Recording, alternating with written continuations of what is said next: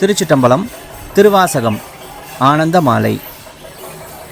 நரியை குதிரை பரியாக்கி ஞாலமெல்லாம் நிகழ்வித்து பெரிய தென்னன் மதுரையெல்லாம் பிச்சு அது ஏற்றும் பெருந்துரையாய் அரிய பொருளே அவிநாசியப்பா பாண்டி வெள்ளமே தெரிய அரிய பரஞ்சோதி செய்வது ஒன்றும் அறியேனே.